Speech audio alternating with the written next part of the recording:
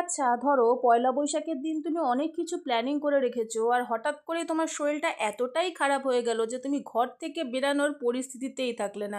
Exactly আমার সাথেও পয়লা বৈশাখের দিন সেটাই হয়েছিল। আমি এত প্ল্যানিং প্লটিং করে রেখেছিলাম, এখানে যাব ওখানে যাব, এই ভিডিও করব ওই ভিডিও করব। শেষমেশ পয়লা বৈশাখের দিন আমার বডি ডিহাইড্রেটেড হয়ে আমার এত শরীর খারাপ ছিল যে আমি সেদিন ঘর থেকেই বেরাতে পারিনি। কোথাও ঘুরতে যাওয়া তো আলাদাই কথা।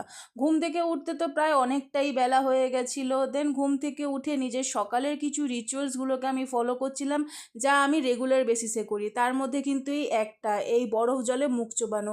ডিফারেন্সটা তোমরা দেখতেই পাচ্ছ না, আমি মুখে কোনো মেকআপ করে আছি, না আমি মুখে কিছু মেখে আছি। আমার আগের এত স্কিন প্রবলেম ছিল, অ্যান্ড বিলিভ মি এই এই জিনিসটা করার পর সেটা অনেকটা ঠিক হয়ে গেছে। ফ্লিপকার্টে এই বরফ জমানোর এগুলো অর্ডার করেছিলাম, আর ভীষণই কম প্রাইসে আমি এই দুটো পেয়েছিলাম। দুটো সামথিং 110 কোটি টাকার মতো নিয়েছিল। দুটোই কিন্তু সিলিকনের, খুব ভালোভাবে বরফটা বেরিয়ে যায়।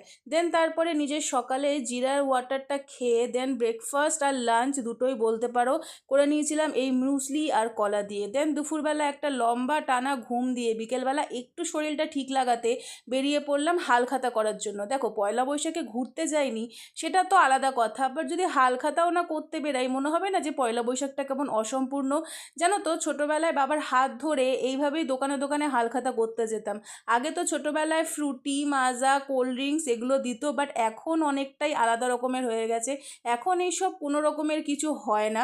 তো চলে গেছিলাম সেখানে যেখান থেকে আমরা শাড়ি, ব্লাউজ, নাইটি, টুকটাক এই সমস্ত জিনিসগুলো কেনাকাটা করা হয়। তো সেখানে হালখাতা কমপ্লিট করার পর এই যে মিষ্টির প্যাকেটটা দিয়ে দিয়েছে, এবার পালা ছিল এই মিষ্টির প্যাকেটটাকে নিয়ে বাড়ি ফেরার পথে এতটাই শরীর খারাপ লাগছিল, মানে এমনিতে তো শরীরটা খারাপই ছিল, প্লাস এত গরম পড়েছিল যার জন্য আরও শরীরটা খারাপ লাগছিল। তো রাস্তায় দাঁড়িয়ে একটু গলা ভেজানোর জন্য এই ঠান্ডা ঠান্ডা লস্যিটা খেয়ে নিয়েছিলাম। গরমকালে তো এগুলোই শান্তি আর কি। বাড়ি ফেরার পথে রোডোর জন্য আইসক্রিম কিনতে গিয়ে ভীষণ ইচ্ছে হলো কি নিজেও আজকে একটা আইসক্রিম খাই। তো নিজের জন্য এখানে আমি একটা আইসক্রিম নিয়ে এসেছিলাম, তো সেটাকেও খেয়েছিলাম। দেন তারপর ভাবলাম যে দেখি যে মিষ্টির প্যাকেটের মধ্যে কী কী মিষ্টি দিয়েছে। বাঙালি না, সবুর তো সইবে না। তো মিষ্টির প্যাকেটটা খুলে আমার যেটা সবথেকে বেশি ভালো লাগে সেটা ছিল এই মিষ্টির দোকানে নিমকি, তো সেটাই একটুখানি আমি খেয়েছিলাম।